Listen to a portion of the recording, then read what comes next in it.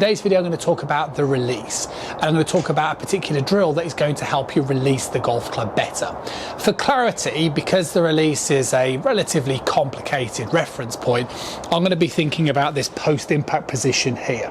This has been a topic that I've been talking about recently on the channel, and let's be honest, it's the most desirable position that amateur golfers want to be in, and it's the hardest position that most amateur golfers find themselves getting into.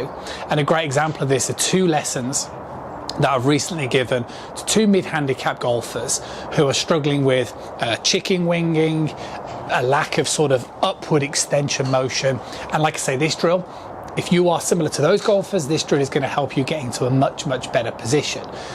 Let's crack on with the drill. To get into this position, there's a few things that we want to do first. What we want to do is we want to get ourselves up against the wall, like so, once I'm in my posture. And when I show you from the side-on perspective on this exercise as well, that will hopefully clear up any questions you might have in terms of the distance away.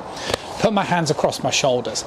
First objective is basically just to keep the head as still as you can and just rotate back. Now what you'll do is you should get a feeling in this sort of early backswing position. It's almost like that sort of your sort of trail glute. So my right glute is kind of going up and cleaning the wall like so, because one of the things that I like to see is an element of recentering, which basically means, see the way I'm moving towards my lead side as I'm swinging back.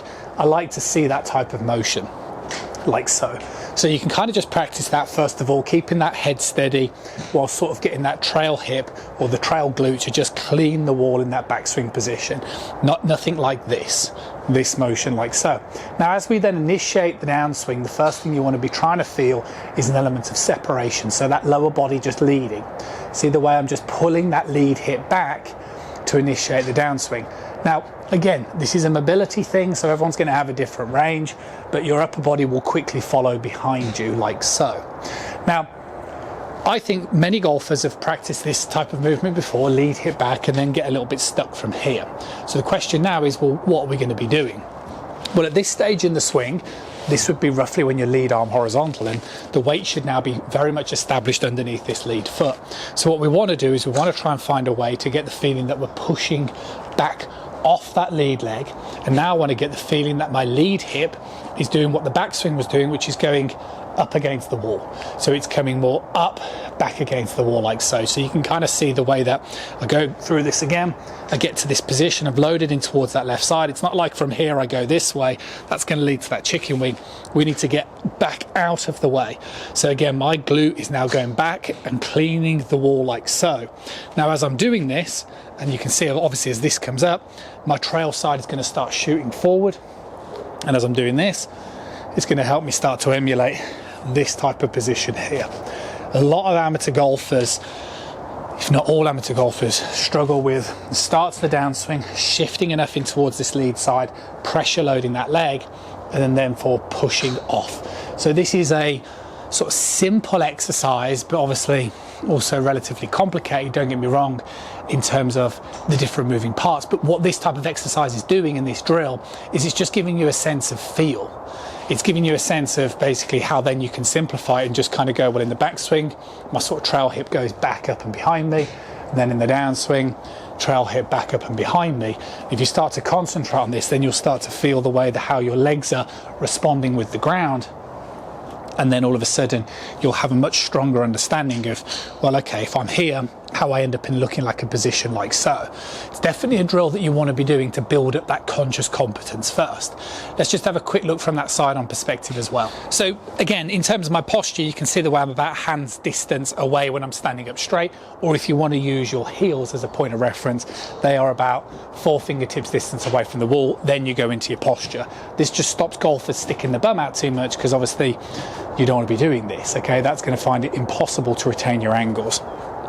So it's almost more of a sense that your posture is tuck your belt buckle up towards your chin and get your hands reaching down towards your knees. So it's more the upper body going over, therefore your hips don't fall as far behind you. Now once again, we're in this position, in the backswing position like so. Start to the downswing. This is the key move that you can just start to get the feeling of pulling the lead hip back in that sort of separation or motion, and then from there, then it's a case of you've got that weight underneath that lead leg.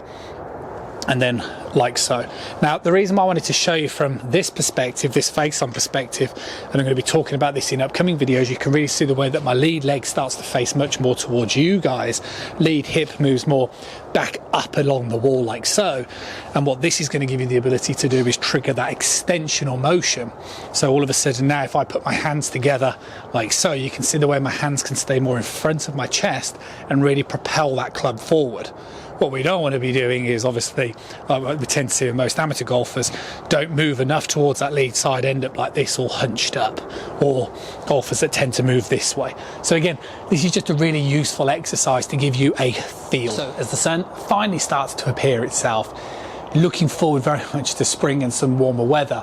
But again, the importance of these drills and trying to do this type of exercise is it just gives you that feeling of the difference in movement, and it should just give you a stronger feedback. Now, this type of drill and exercise, I agree, won't be for everybody. If you want to keep it a little bit more simple, then this video you will find really useful, because this is just a really simple drill on how you're going to get that sense of getting up and releasing the club through the ball without maybe getting a little bit too complicated. See you guys again really soon.